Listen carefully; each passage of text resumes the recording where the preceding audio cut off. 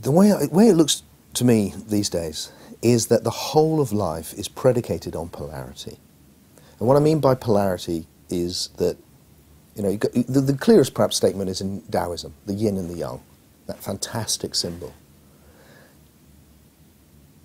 So you've got opposites which can't coexist, but they can only exist together. You know, my left, right.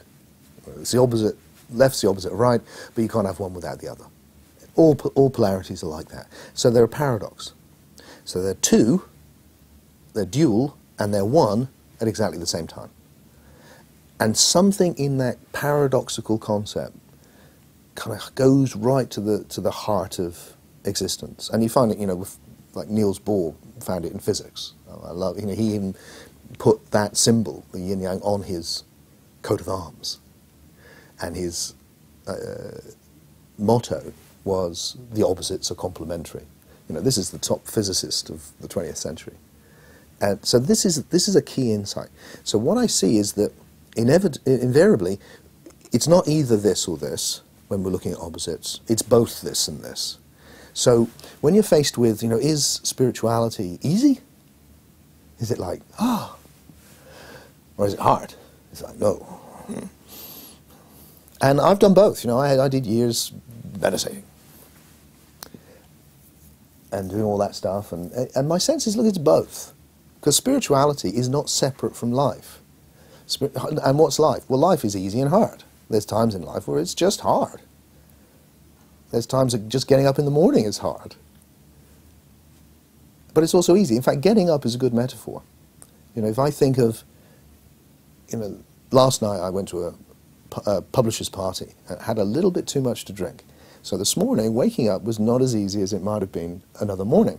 So I had to get myself, because I knew I was going to do this today and wanted to be fresh. And but once I got up, I was up. And then being on my 2 feet was quite easy.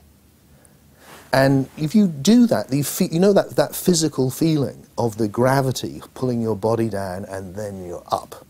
And then you're up and you're fine, because the balance happens. Well, it's kind of like that, I think. You know, when you want to wake up, there's a gravity or there's a stickiness to where you are. It's like, oh, you're stuck in something. And you kind of, and then it's easy. So being awake, by its very nature, is natural and easy. But waking up can necessitate its opposite, can inquire, you know, can take some will, some effort, some like that. And what's so great about meditation, you know, I love, my favourite, obviously, in meditation is when you just sink into the big space, your breath is beautiful, expansive, it's just, very nice.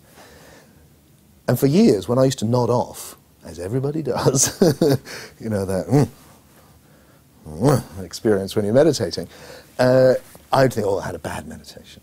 Now, I don't feel that. Now I feel like, oh, even that's a good meditation. Because what I see is that that's the process I'm going through all day. I'm going, well, and then you kind of,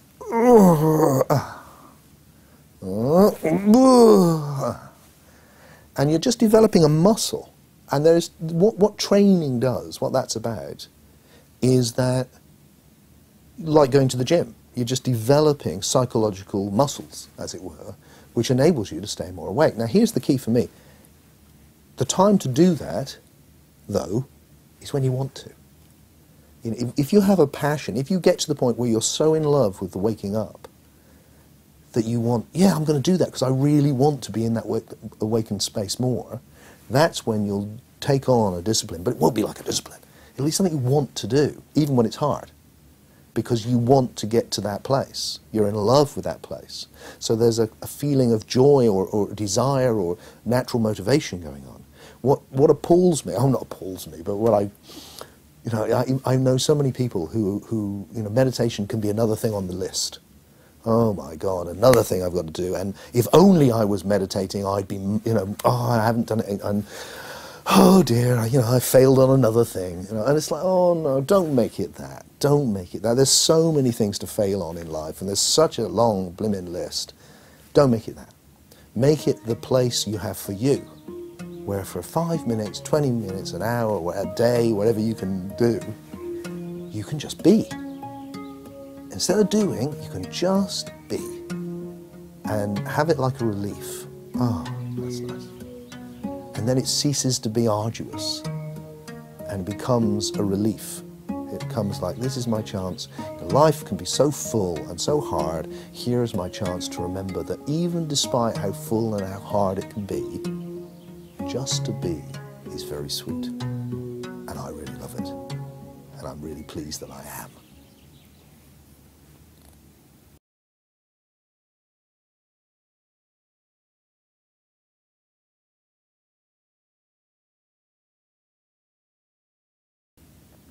One of the things that gets in the way of being in the deep awake state, being in the big love, is the idea that somehow somebody somewhere is in it totally, and you should be, or I should be. And there was a time when I started off this when I was younger, I thought that Tim was going to, I meditated hard enough and gave up enough things, I'd become some sort of uber being, a super Tim, and I'd be, I don't know, maybe Tim wouldn't even be there, I'd just be, whoa, I'd be that big thing all of the time. And that hasn't happened. That hasn't happened. And what has happened instead is that I've recognized this polarity again to my nature.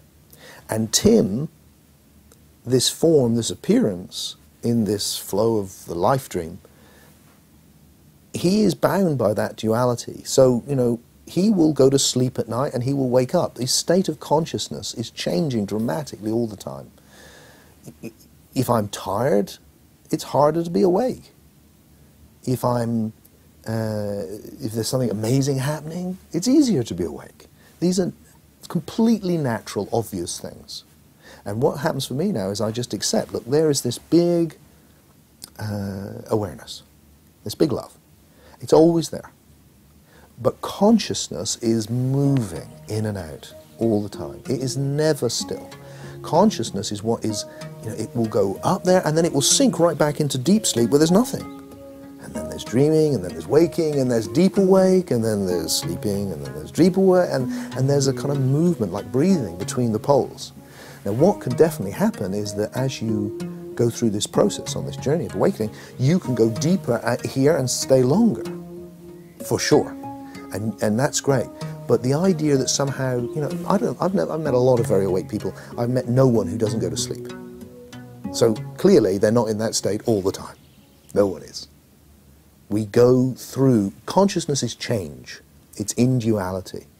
So it's going to move all the time. Now once you let go of that idea, then it becomes much easier to just go, yeah, I could be there now.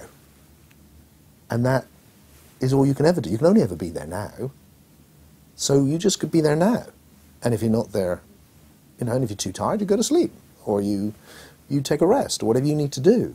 That there's a naturalness to the process. And a lot of the spiritual ideas which I picked up along the way are at odds with the way things are. And because they're at odds with the way things, the natural process of life, they actually get in the way. I guess this is very Taoist influenced stuff, really. I mean, not consciously, but maybe I imbued it along the way with this kind of, the Buddhist tradition tends to be much more like, you've got to go for it and be awake and permanent enlightenment and all that. Where the Taoist tradition, which I always find more attractive, is much more like, no, it's all a polarity. You just be natural.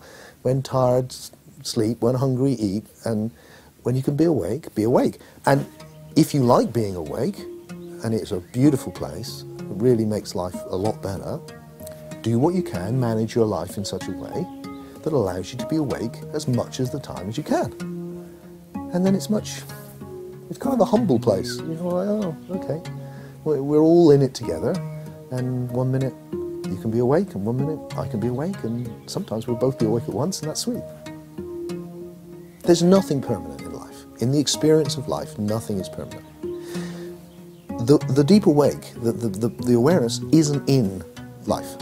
Life's in it, like a dream is in a dreamer. The world exists within what we are. What we are is outside of this. What we are is permanent. What we are is there. What we are just is. What we appear to be, through which we experience everything, that is coming and going. It starts, it ends. Every day starts and ends. Sometimes, you know, everything, it relies on energy to rise up and be conscious at all. And then the energy collapses, you go back into the void, your energy replenishes, you come out from the void again. You know, I think this is the same process that's happening with birth and death. You know, you see children come in, they're full of energy, and you see old people go out and the energy's run out. And then a child comes in, it's full of energy. And this is the process of life. This is the natural process.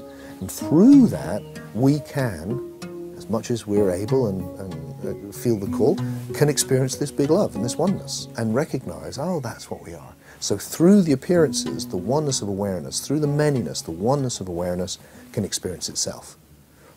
And we don't need to make it like a school. We don't need to make it like, you know, have you arrived? Have you got your certificate? Have you got gnosis? Are you enlightened? Are you there all the time? Have you failed? And if we set ourselves not an unrealistic goal like, oh, I could never achieve that, but just like no one can achieve that. That's just not going to happen.